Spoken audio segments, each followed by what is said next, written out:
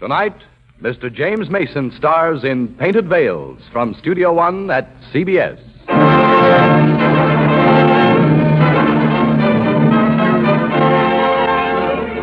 So, it's all decided, and without even asking what I thought. There wasn't time. Well, Esther Brandis, I don't think you'll need me any longer. Where are you going? To celebrate Christmas Eve. Alone.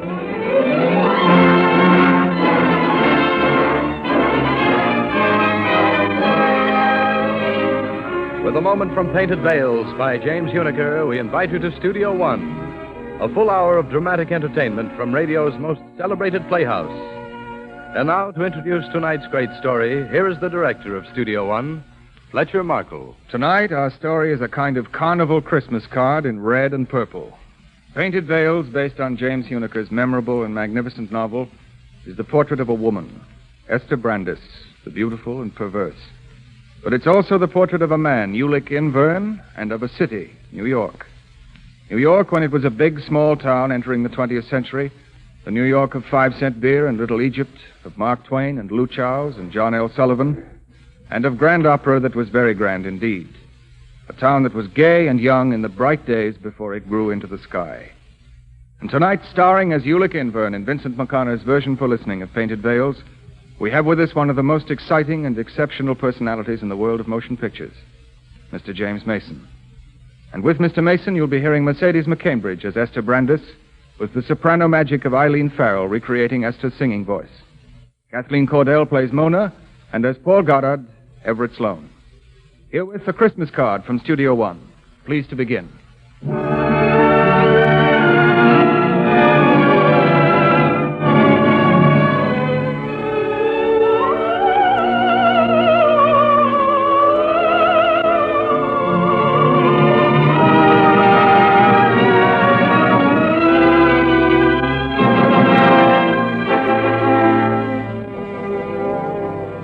This way, Mr. Inverne. We'll wait here in the control room until it's time to go on the air. You're the announcer? Yes, that's right. Won't you sit here? Thank you, young man. How different everything is today. Always continues to amaze me the way radio has increased the public's knowledge of fine music. You've had something to do with that yourself, Mr. Inverne. We're very grateful to you for coming down here tonight, Christmas Eve, to take part in our broadcast. I'm delighted to do it. Brings back memories. Besides, you're going to broadcast the voice of Esther Brandis. I want you young people to hear her at her best. That record I just gave you was made when she was at the peak of her career. The young man will take good care of it. Oh, yes. Yes, he's already putting it on the turntable. Forgive an old man's concern for a cherished memento of the past. You see, as far as I know, that record is the only one of its kind in existence. So I understand. Mr. Inverne, was Esther Brandis really one of the greats? In a class with Caruso, Melba, and Sembrich? Indeed she was. I know you young people are always skeptical of anyone who prattles about the old days of grand opera and great voices. But wait until you hear this record. There seems to be so little real information about Esther Brandis' private life. Mostly press agent stories. They're based on fact, most of them. Esther Brandis was an astonishing personality. A very beautiful woman. Her hair was a strange blue-black, and her eyes were a peculiar dark green. I've seen a number of photographs. And I've always thought she looked like a completely different person in every role she sang. Young man, Esther Brandis was not one woman. She was many women. She was impetuous, vital, and unpredictable. Sometimes adorable, sometimes ruthless. Esther Ishtar, the daughter of sin. In my long career as a music critic, she was the most ambitious singer I ever knew. We still have some time before you go on the air, Mr. Inverne. Could I get you a glass of water? No, nothing, thank you. Well, then, if you'll excuse me, I'll see that everything's ready. I'll be back in a moment. Certainly. What did she look like, Esther Brandis? Where did she come from? When did she first arrive in New York? I'm very bad on dates. Let me see. It must have been 1896 when Esther Brandis first came to New York. November 1896. I remember it was a winter veiled in snow. I was doing a bit of writing, music criticism, that sort of thing.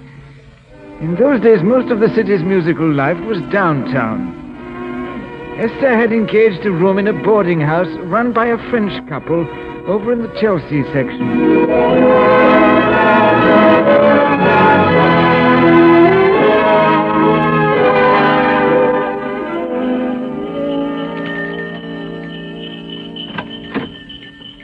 Well, mademoiselle, I should like to see Madame Felice.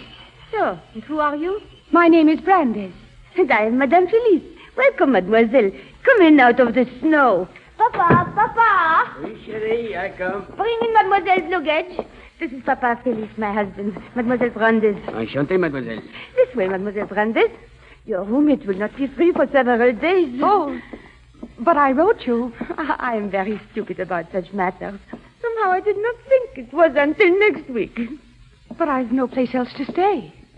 I don't know a soul in New York. Never fear. I shall put you into another room. The very best in the house. A splendid apartment here on the ground floor. You will like it. But I've only a very little money. You'll be sure to let me have the cheaper room at the end of the week. Absolument, mademoiselle. Here we are. Actually, this is a suite. A large music room and a bedroom. It belongs to Monsieur Inverne, the critic of music. He's out of town. Oh, how very nice it is. So comfortable with that fire on the hearth and a piano. This is the property of Monsieur Inverne. He's not only a writer, he also plays Chopin. Eh bien, dinner is always served from 7 until 8. We have frog's legs tonight, sautéed in butter. Oh, mademoiselle is not hungry, perhaps just an omelette. Oh, but I am very hungry. C'est bien. Every great singer I've known, he has the appetite. You will be a singer. But, madame, I am already a singer.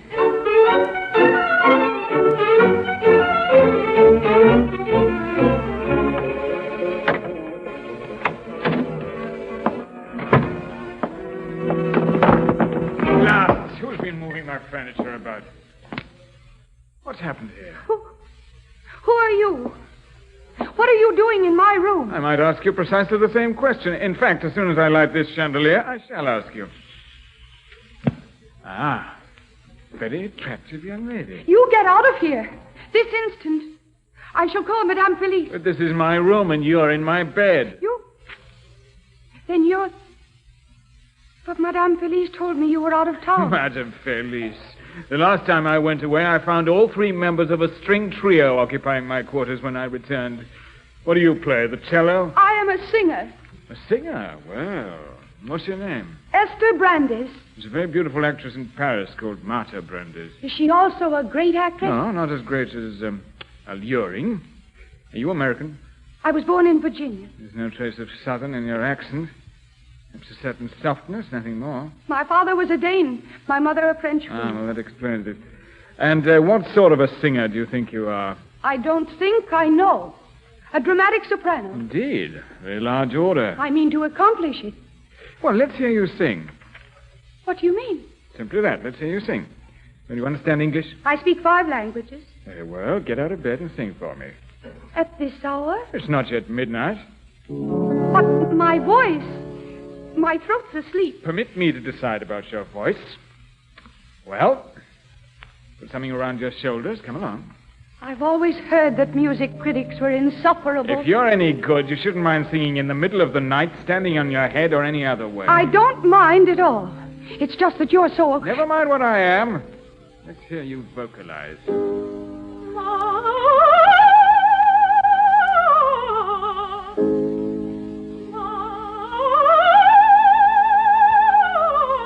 Not bad.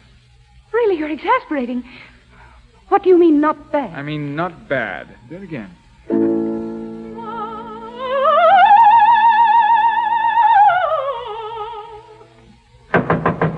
Whoever you are, go away.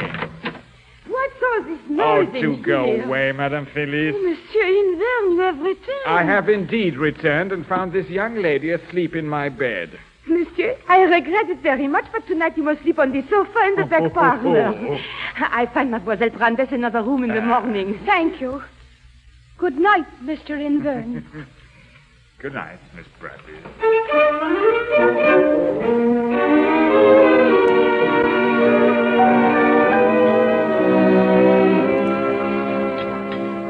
Good morning, Miss Brandes. Good morning. I've been reading my paper, waiting for you. Won't you sit here with me? Thank you, no. I prefer to eat breakfast alone. Sit down, mademoiselle. It's your table. Here with Monsieur Invert. Now, déjeuner pour deux. Oh, but I'd rather not... Everyone is assigned a regular table at the Maison Felice. This is ours, Miss Brandes, yours and mine. We'll always dine together. Shall we, indeed? Come, sit down. Very well. Bien. I tell madame you are here. Chérie, Mademoiselle Brandes. She wait for breakfast? This is Bohemia, Miss Brandes. At dinner time, this room is filled with celebrities. Painters, actors, musicians. I would apologize for last night, except that you were in my room. Suppose we forget the entire Oh, incident. but I can't do that. I must do something for you to make up for what happened. Last night, you said that you mean to be a singer. How do you intend to accomplish that? Perhaps I could help you. My plans are quite clear. I shall begin by studying at the Conservatoire Cosmopolitain. Indeed. I suppose you've heard of such a school? Yes, I believe so. It happens to be the finest conservatory of music in America. Really? Yes, and I have a letter to Madame Fouchemadi. She's one of the instructors there. Do you also know of her? Oh, yes, vaguely. Here we are. Déjeuner pour deux. Oh, but that's only chocolate and rolls. Rolls? My dear young lady, these are the most delicious brioche you'll find on the entire island of Manhattan. And this is all you get for breakfast? Mademoiselle, do not be disturbed. For you, I'll fix a special omelette. It will take but a moment. You will serve with Papa. Come. Come, chérie. You realize, Miss Brandes, Madame Fouchemadi is a great teacher. Unfortunately, she's so busy with her own concert work that she can take very few pupils. She will have time for me. And when do you intend to see her? Immediately after breakfast. I wish I might hear you sing before you audition for Madame Fouchemadi. Last night, I could not tell what your voice was really like. I have been told that it is placed to perfection. Indeed. And what are your other qualifications? I am also a trained musician, Hmm? pianist and accompanist. I read and transpose at sight, and I have... I know all about you young women who do everything. All you young hopefuls are all alike. Complete egotists. Well, Miss Brandes, you have ambition, and I suspect intelligence. Well, I suppose I should thank you. You have presence and beauty. With your self-confidence, you may even become a great artist, if you also happen to possess a voice. I do possess a voice, and I will become a great artist. I must. We shall see. My parents also wanted to be great artists. My father was a baritone and my mother a pianist. What was their name? You never heard of them. Neither did anyone else. They died unknown in a small Virginia town. Well, I'll make up for that. I'll be famous. The world will hear of Esther Brandes. Yes, I expect it will.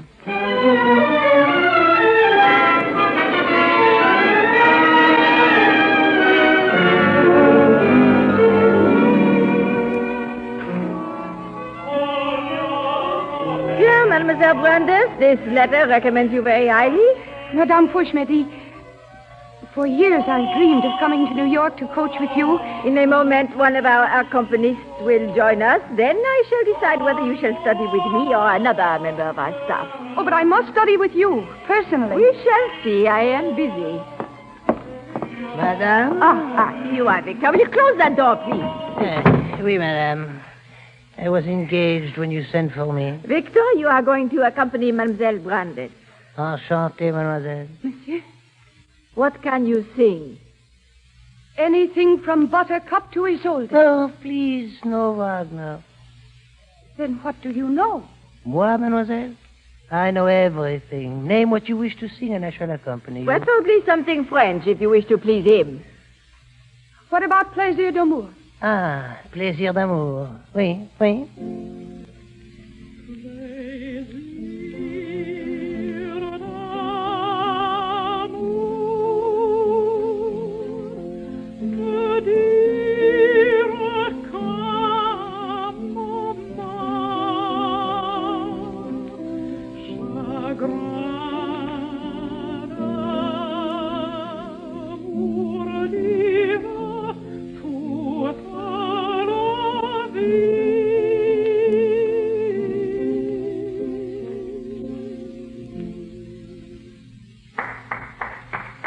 You're quite right, Miss Brandes. You do indeed have a voice. Mr. Inver, what are you doing here? Monsieur Invern? When did you return? Only last night. Do you know Mr. Invern? Know him. He's one of our lecturers. What? You should attend these lectures, mademoiselle, if only you can fight your way through the crowd of young ladies. It is good that you are back. I have missed you so terribly. Madame, we must have dinner one night. Yes. Now, what about Mademoiselle Brandes? A pity she was not taken in hand sooner. A great pity. My dear child, you have no steady production. You phrase like a fool. Then you don't like my voice. I did not say that. One day it will be a magnificent voice. Yes? Everything that is wrong with it, I will fix. You work only with Fouche-Madi. If you study with anyone but me, I shall kill them.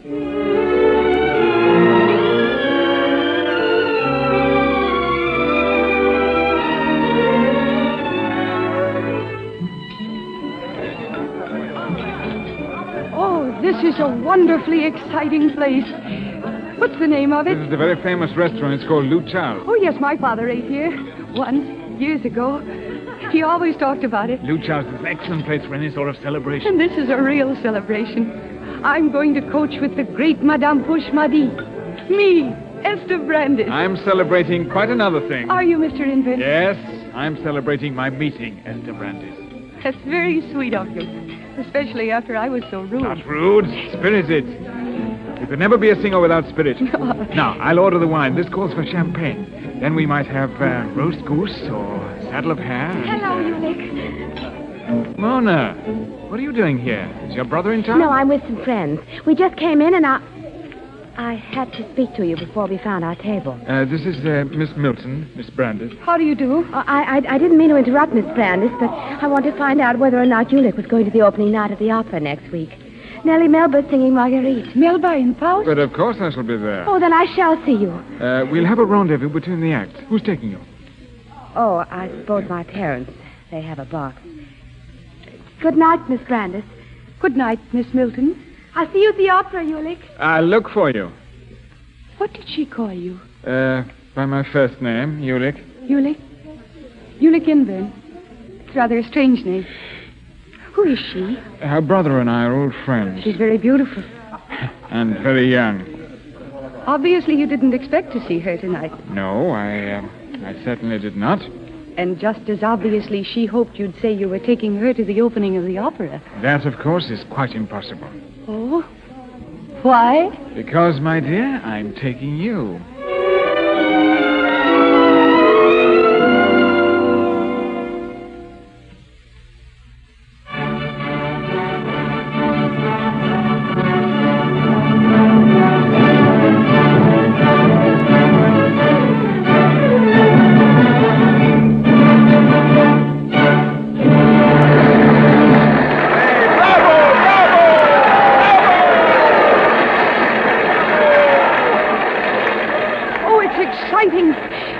Wonderful. I wish I was seeing France for the first time. And 4 more acts to come. I envy you your enthusiasm. Someday I shall be singing here. Hello, there's Paul Goddard sitting across from us. Oh, who's he? He's one of the wealthiest young men in New York. Beyond that, what does he do? Very little. He inherited the Goddard fortune. His father was one of the founders of the opera. Paul's taken over most of his father's projects, including the Goddard Musical Foundation. Isn't that the foundation that gives scholarships to singers for study in Europe? Yeah, that's the one. Oh, that interests you. Well, he isn't unattractive, you know. Come along, we'll take a turn in the lounge. But we'll be back in time to hear the start of the next act. Oh, yes, absolutely. Yes, I don't want to miss a single bar of the music. I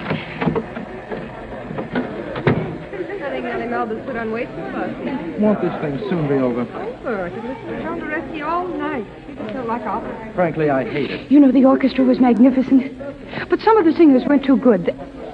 Oh, I shouldn't say that. My very first opera, and I'm criticizing the singers. Why not? You're a singer. But not the orchestra. It was wonderful.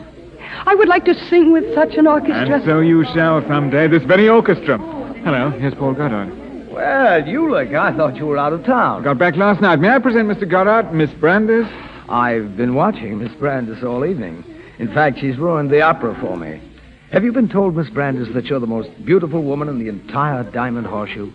Are you always so direct, Mr. Goddard? I am. There's nothing very subtle about Paul. He says what he means, though I'm not quite so certain that he always means what he says. I like directness. Mr. Inburn says you're the famous Goddard of the Goddard Musical Foundation. Oh, don't tell me you're a singer. Yes. Well, we're always interested in promising young singers. Julie, I've searched everywhere for you. No, no, my dear. You promised that we... Oh, Miss Brandis. Good evening. And Paul, how nice to see you. Hello, Mona. Well, Paul, shall we go back to our box? Back to... Oh, yes, back to our box. By all means. But, Esther... Then you and Miss Brandis, you aren't together? Well, I'm with Mr. Goddard. Isn't that right, Paul? You most certainly are. Perhaps we'll see you later, Miss Milton. Yes, perhaps. And you too, Mr. Inburn. I shall look forward to seeing you again, Miss Brandis. I shall indeed.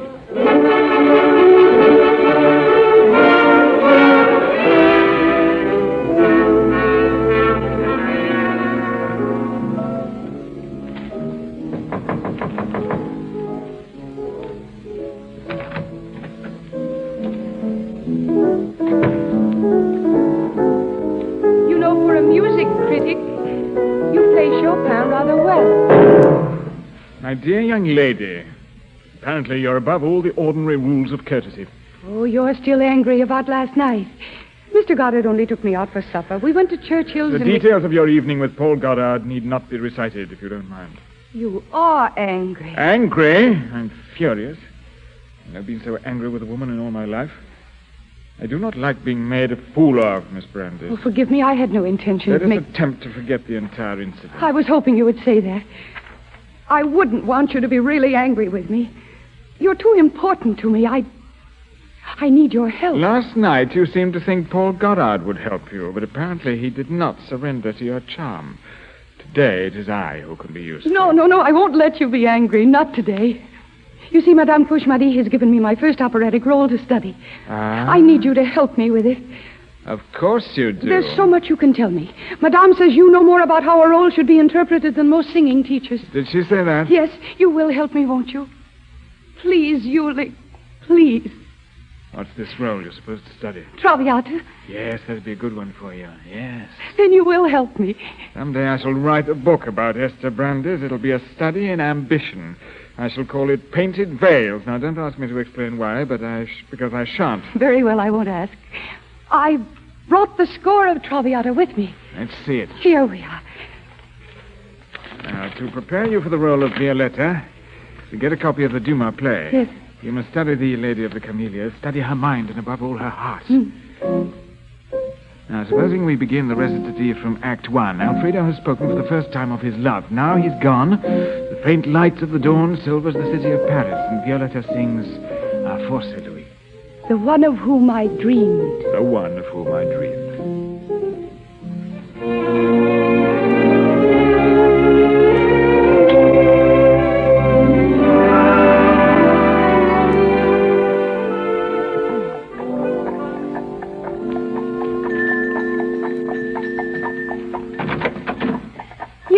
Mona, what are you doing answering the door? I've been waiting for you to come.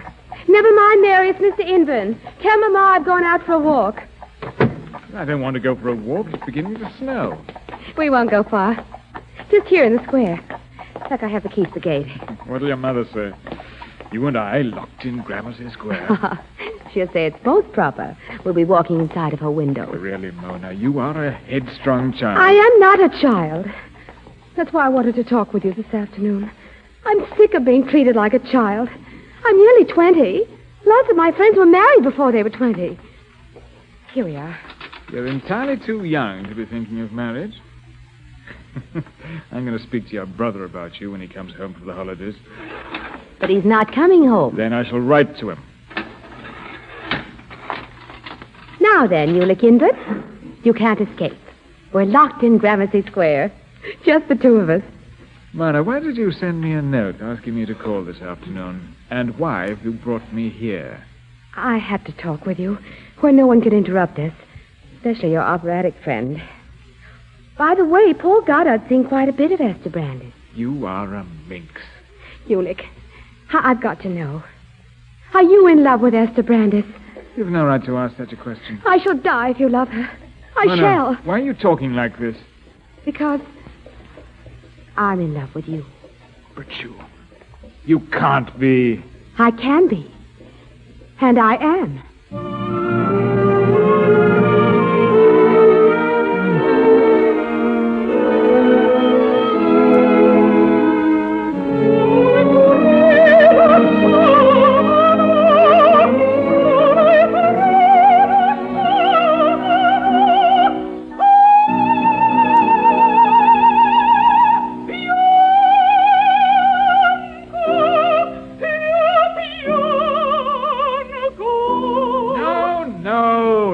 With more despair in your heart, more pathos. But Madame Fouchemadi says Santuzza should sing this aria as though her... To the devil with Madame Fouchemadi. Sing it the way I tell you. I've heard this hundreds of sopranos sing this role, and few of them understood Santuzza's character. She's a very simple person. Don't interrupt me. How can I help you if you're always interrupting? Very well. I'll not interrupt again. Now what? Come in. Mademoiselle Brandes, Monsieur Invern, you must come into the drawing room immediately. For what purpose, We are madame? having a party. All the other guests are there. Monsieur, do you not realize that it's Christmas Eve? So it is. I'd quite forgotten. You and Mademoiselle Brandes must put the music aside tonight. Papa and I will be most unhappy unless you join us. Very well, we shall be there presently. At midnight, we want Miss Brandes to sing a Christmas carol. I'll be glad to, madame. We've been working rather too much, I expect. This next week we might relax a bit. How'd you like to go to the theater, Esther? Perhaps dinner at the casino. Oh, but this week I shall have to work even harder than before. What do you mean? Well, I didn't have a chance to tell you earlier. Madame Fouchemadi has given me the most wonderful Christmas present. I'm to make my debut at the Academy of Music. What are you talking about? Madame arranged an audition for me. How dare she do such a thing without consulting me? But Ulick... But you aren't ready... you aren't ready for your debut. I'll see them tomorrow and tell them so. No, you can't. I signed a contract this afternoon. Contract? Yes, I'm to sing Aida. So, it's all decided and without even asking what I thought. There wasn't time. They signed me up as soon as I finished my audition. Well... There wasn't time. Esther Brandes, I don't think you need me any longer. Ulick, where are you going? To celebrate Christmas Eve. Alone.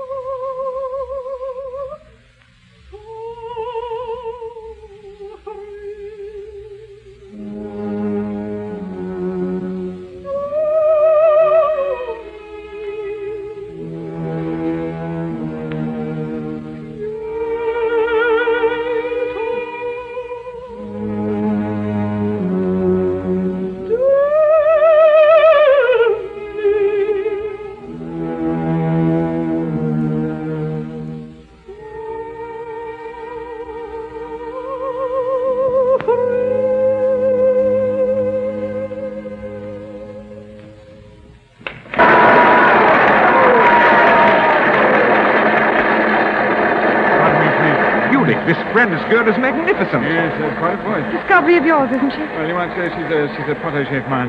Now, if you'll excuse me. Why don't I discover a beautiful young... Please, will you let me through here? I am very sorry you cannot come in. Madame, it's Ulick Invern. Oh, Monsieur Invern, come in, come in. Well, where is she? Esther! I've come to apologize. You are magnificent. I'm sorry that I deserted you. Monsieur, it is she who has deserted you. What? Believe me, monsieur, this girl will get everything she wants. Of course she will. She's ambitious. Perhaps too ambitious. She needs patience and perhaps a little gratitude. I'm afraid that's too much to ask, madame. And what is ambition without a heart? Esther has a tremendous heart. Why are you talking like this, madame? You are right, monsieur. She does have a heart, but it is cold, like a hard-boiled egg. Where's Esther?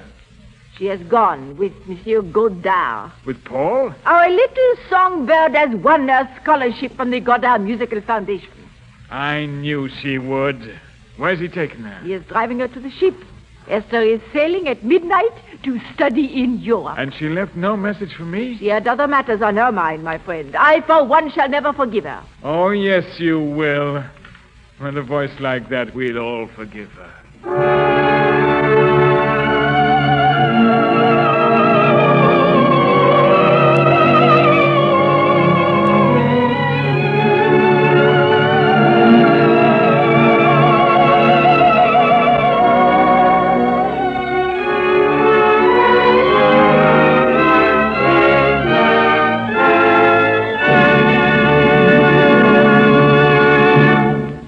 From Studio One, radio's celebrated playhouse of dramatic entertainment, you are hearing James Mason starring in Painted Veils, a version for listening by Vincent McConnor of the James Huneker novel. Our story will resume after the customary pause for station identification. This is CBS, the Columbia Broadcasting System.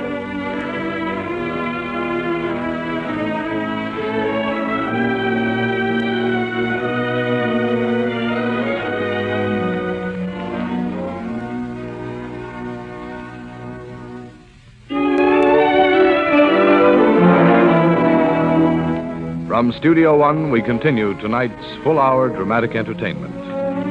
James Mason and the soprano voice of Eileen Farrell in Fletcher Markle's production of Painted Veils.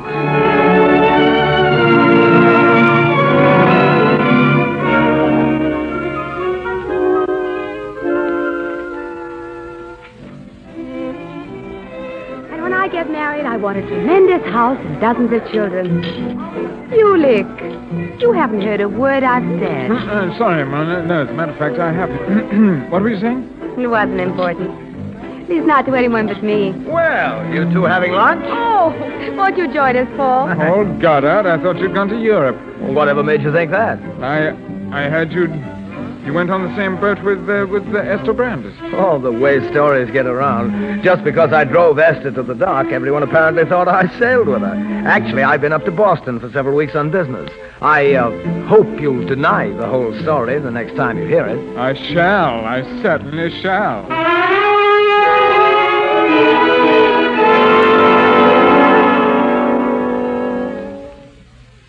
Well, madame, today was my last lecture until the conservatory reopens in October. Are you going abroad this summer, Monsieur Abel? No, I plan to stay in New York. The city is wonderful whenever everyone else goes away. I thought you might be going to Europe. Not this year, though Paris calls with a siren voice. And Esther Brandes, does she not also call?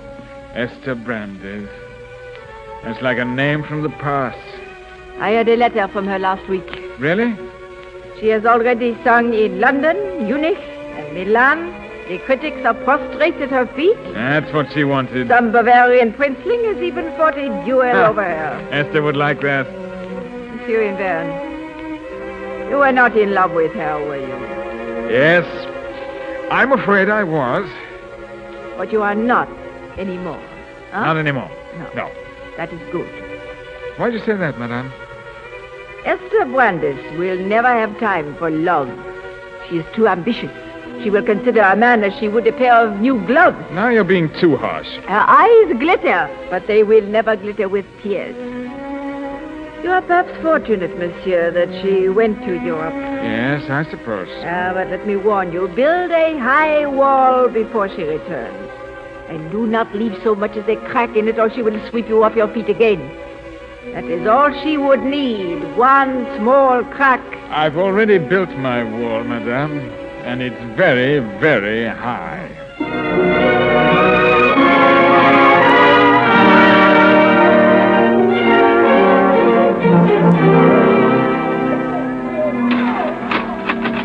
Gramercy Square will soon belong to us. We spend a good many hours here. So private and yet probably observed by every resident in the square. Always including your mother. Oh, look at the children jumping rope. It's a sign that spring's not far off. There's our little friend with her doll. You know, I still have one of my dolls. Hmm? I keep her in my room, and I talk to her every evening.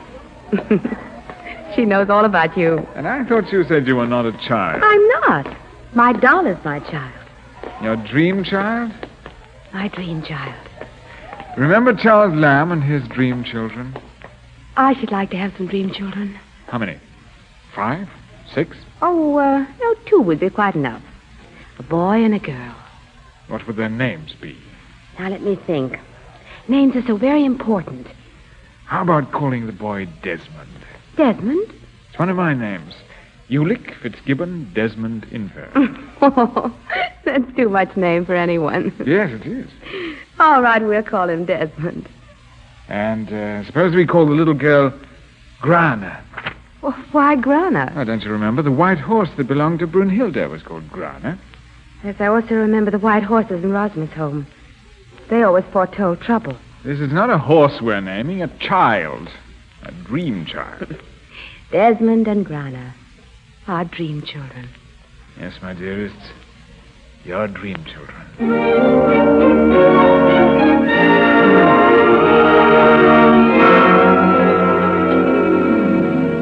Monsieur Invern, did you not wish your lunch? Not today, Madame Felice. How handsome you look. Men should always wear white suits. This one will be gray before evening. I'm driving down to Coney Island to see a prize fight. Monsieur, I've been meaning to tell you. I had a note from Mademoiselle Brandes. Esther? She's singing at Bayreuth. Is she? Cosima Wagner herself invited her there. Personally, I do not like Wagner's music, but it is a great honor to sing Brunhilde at Bayreuth. A very great honor. In her letter, she asked for you. Did she indeed? Shall I give her a message for you when I arrive? No, madame, I have no message to send Esther Brandes. No message at all.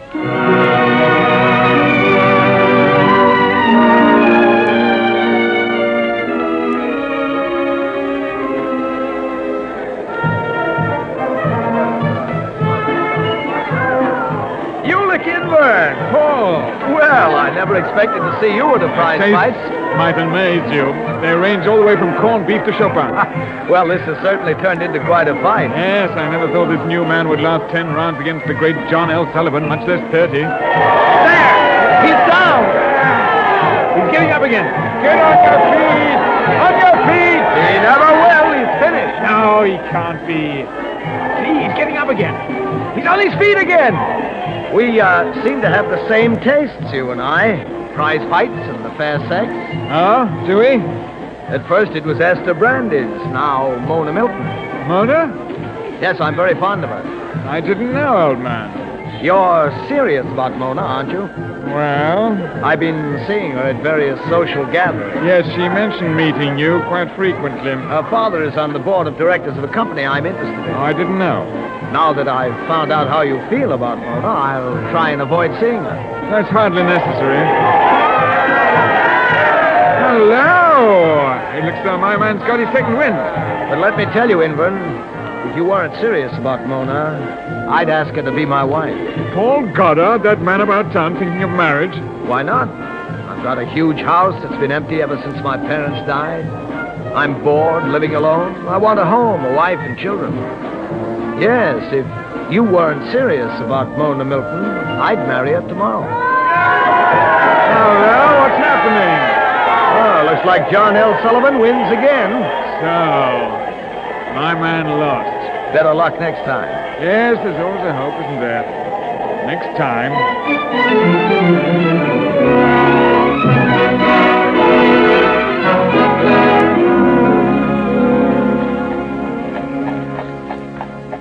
The shops are beginning to shine like Christmas. Yes, Fifth Avenue is a magical sight at this time of year. It's as though all the windows were straight out of a dream. The bright dream of a very small child. Feels as though it might snow again. Oh, Ulick, couldn't we hire a sleigh and ride in Central Park for the first snow of the season? That might be arranged. Oh, I meant to tell you at lunch. She's back in New York. Who's back in New York? Esther Brandis. Esther? She arrived yesterday. Had a picture in the Tribune this morning. I overslept. I didn't see the morning papers. She looked very handsome in the photograph. Why do you assume I would be interested in how Esther looks? I'm not in the slightest.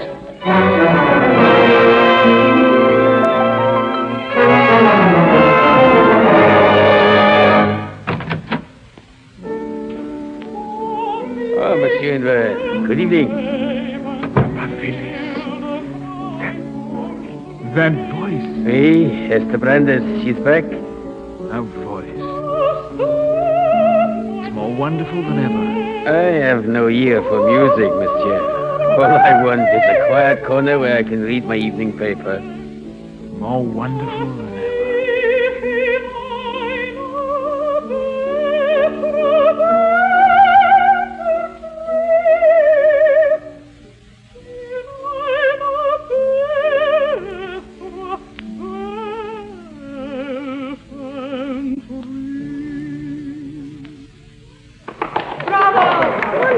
Wonderful. Well, Ulick Vern, I have come back. Esther, your voice. It's magnificent. And what of Esther Brandis herself? Is she not also magnificent? She is indeed. Madame, you are looking only at my Paris gown. She goes away a young girl, and she returns a woman. Elle est ravissante. Oh, but now she lives in great style. Not at the Maison Felice, but at the Murray Hill Hotel. Esther, I must talk to you. Can't we have dinner tonight? I was hoping you would ask that. Just the two of us? Alone? Alone.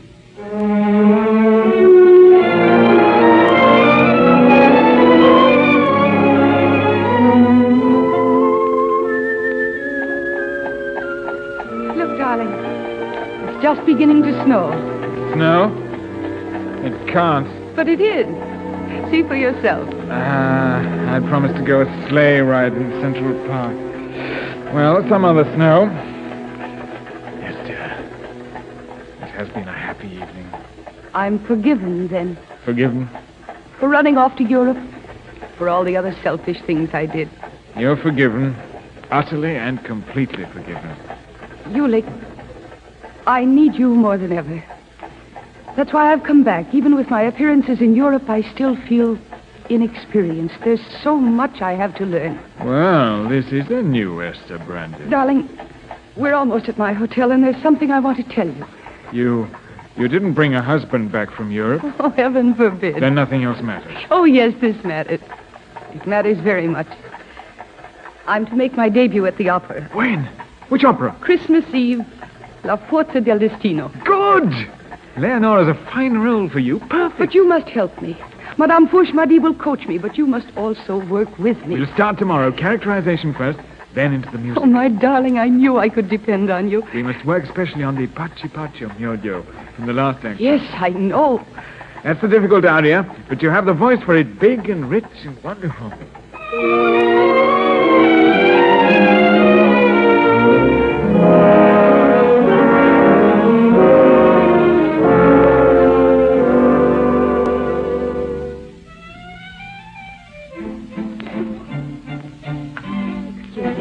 Certainly. Ulick, Mona, I've been trying to see you all week. Where have you been? it's the holiday season, you know. Extra concerts. Didn't you get my message? We're attracting attention. I don't care if we are. I must talk to you. Well, we can't talk here. Well, then let's go someplace else. Certainly not. I'm reviewing this concert for my paper. Oh, but Ulick. Everybody's looking. Really, Mona, you must be quiet. You've had no time to see me ever since Esther Brandis came back. Quiet, please. Very well, Ulick. I won't bother you again. Where are you going? Goodbye, Ulick Inburn. Mona.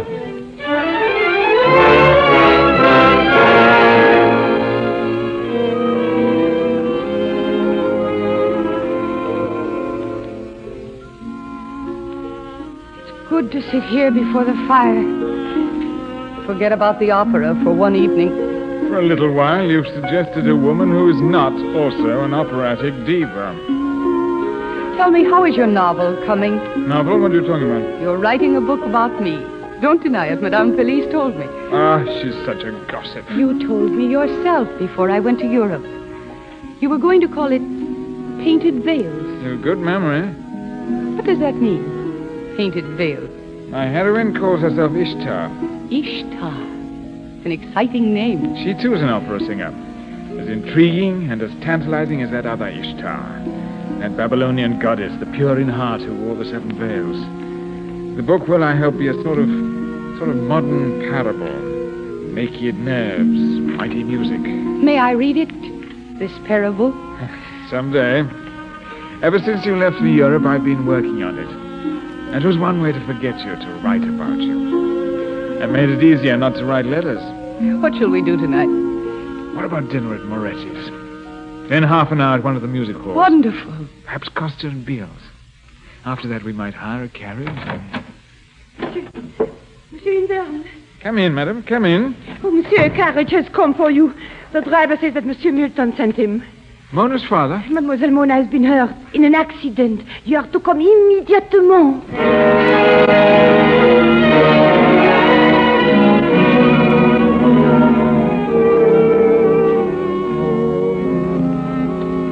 I'm very grateful to you for coming, Mr. Inverne. Is Mona seriously hurt?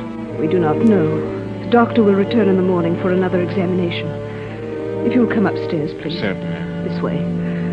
I knew that you and Mona had been seeing quite a bit of each other. The doctor said it might be good for her if you were here when she regains consciousness. Is she still unconscious? Yes, he's afraid there may be some concussion. How did it happen? We don't know. Apparently she was crossing the street here in front of the house, going over to the square. In the storm, she must have somehow walked into a passing carriage. They found her crumpled in the snow. This is her door. She seems to be weeping. Yes, she's been doing that ever since they brought her home. I placed her doll in her arms, and she seemed to know what it was. See how she clutches it. Poor child. She looks so very small. What did she say? I don't know. It seems to be a word or a name. I don't know what. Paul. Paul. It is a name, Mrs. Milton. Someone else is needed here. I'll find him. Tell him what's happened. Mona's calling Paul Goddard's name, not mine.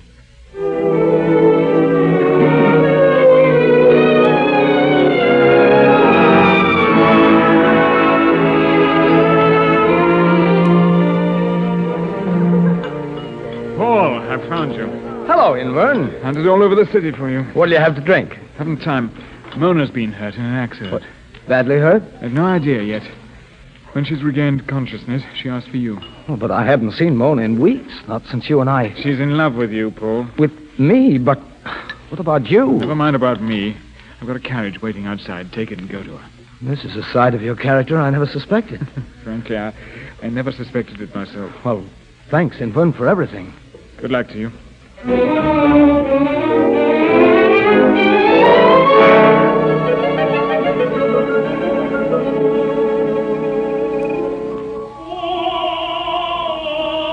Well, Madame Forchmady, what do you think? Will she be ready for her debut tomorrow night? Esther, she has always been ready. Yes, I suppose she has. Where is she now? In Victor's classroom, showing off her fine feathers and furs to all these students. I still have to go over Pachi this evening. She's worried about her interpretation. Esther, worried?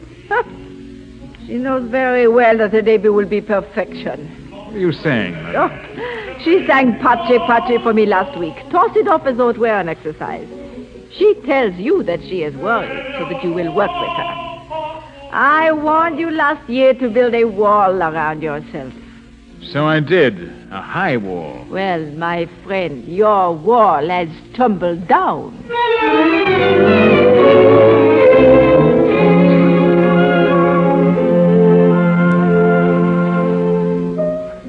And this area is actually a prayer. Very simple, completely sincere. That's how you must sing it. But Leonora thinks her lover is but dead. she also believes that her own life is finished. That's why it must be sung with dignity. She is lost. As I was lost when you went to Europe. My darling. I thought all of that was forgotten. That's I the find past. myself thinking that maybe also in the future. I don't understand you tonight. I keep wondering, Esther, would you do the same thing? Go off again if someone else offered you another scholarship? Certainly not. I want no more scholarship. Supposing someone offered you a castle in Scotland or a villa overlooking the Mediterranean. Oh, that I might want. And off you go again. I might. You'll never have the opportunity, Esther Brandes. Ulick. Well, you frighten me when you talk like this. Don't be afraid. I'll do you no harm, now or ever. I'm going to destroy a part of you, but this will cause you no pain. Because this is part of you that was never really part of you at all. Ulick, your book. This is an Esther Brandes who never existed except in my mind. No, don't throw it on the fire. Oh, no. There. One Esther Brandes is destroyed in these flames. The other Esther Brandes will go straight on to her goal. Stardom at the opera, the toast of every continent, all the things you want. Your manuscript is You'll nothing have but your ashes. triumphs, Esther Brandes. You'll achieve the success you're after. All of it and none of it. I'm going back to my hotel. You'll realize every ambition, every desire. Shall I see you tomorrow night before my debut? If you're sitting well, I shall come to your dressing room afterwards. Aren't you going to wish me success? You already know that you'll be a tremendous success.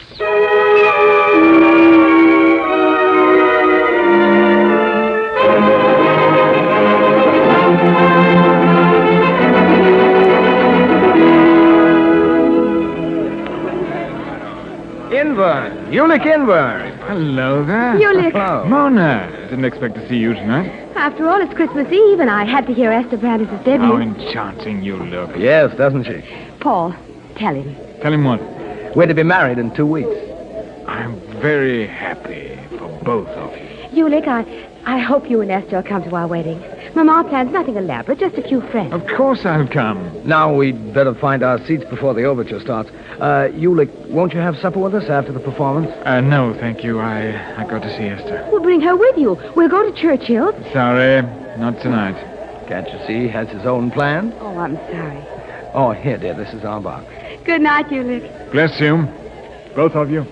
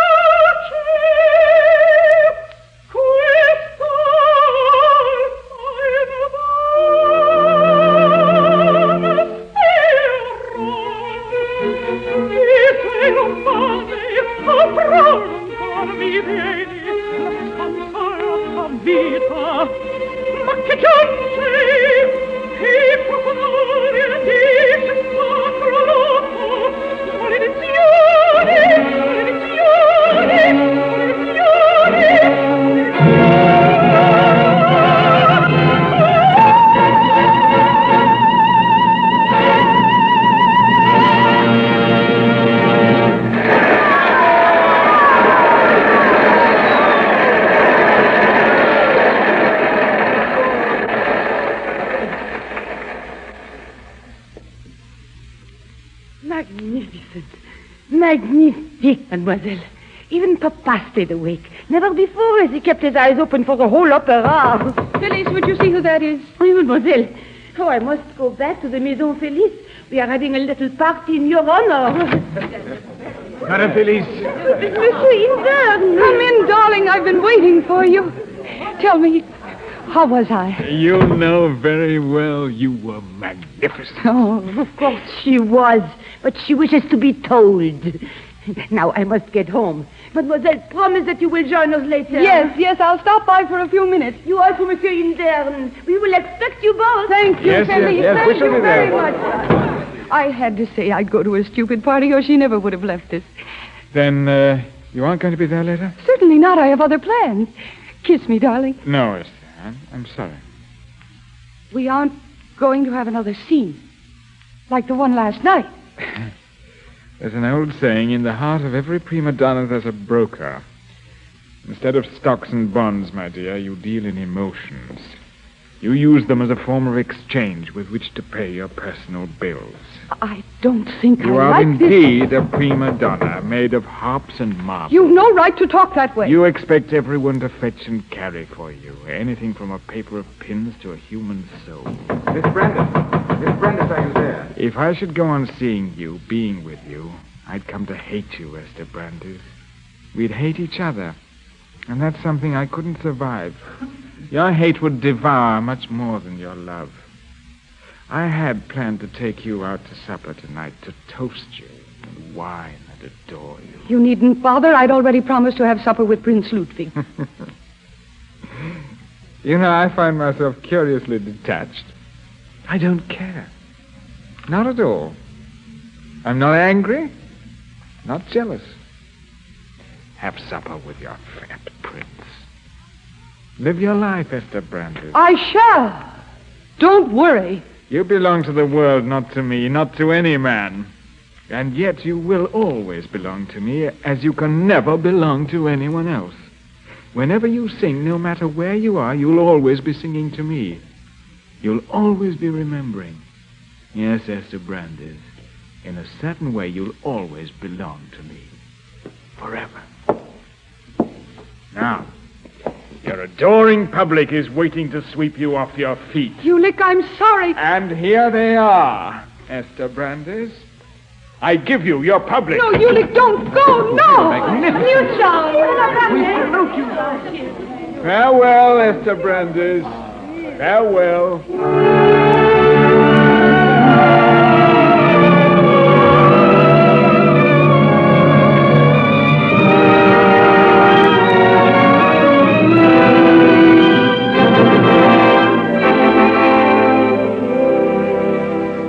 All right, Mr. Inverne.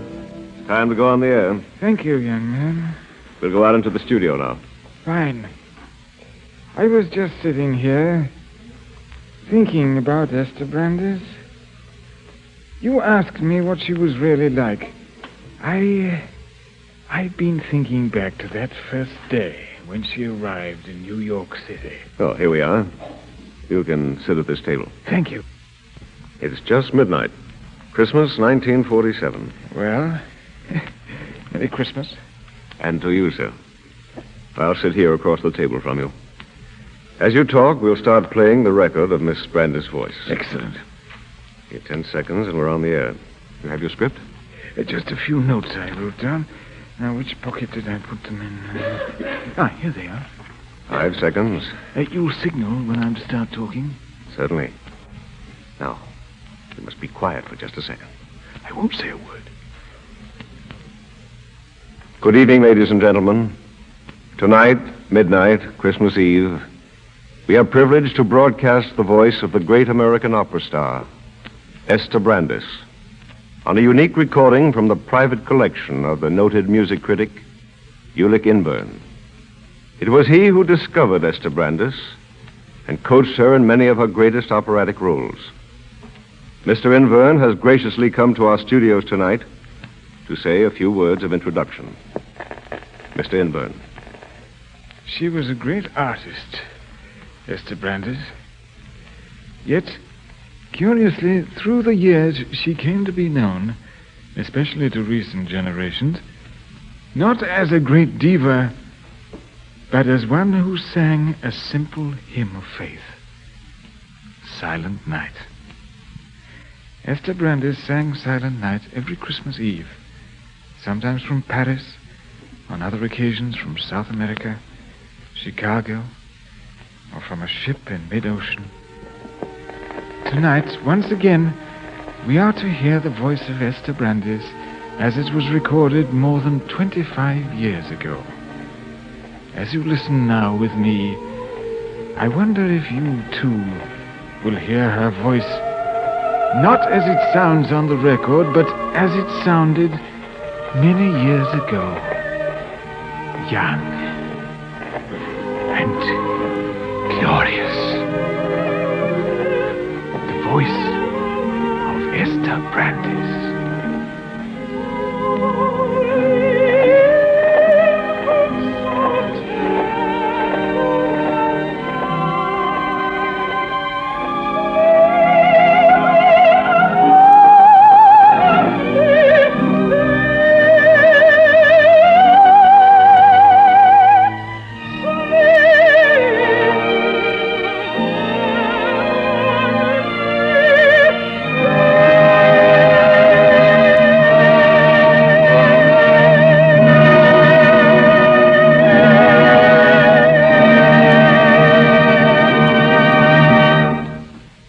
From Studio One at CBS, you have just heard James Mason in Fletcher Markle's production of Painted Veils by James Huneker.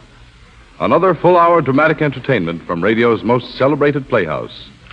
Tonight's script was especially prepared for this series by Vincent McConnor. The operatic excerpts were arranged and the original music composed by Curtis Biver and conducted by Alexander Semler. Now again, Mr. Markle. May a producer identify the principals in our cast tonight?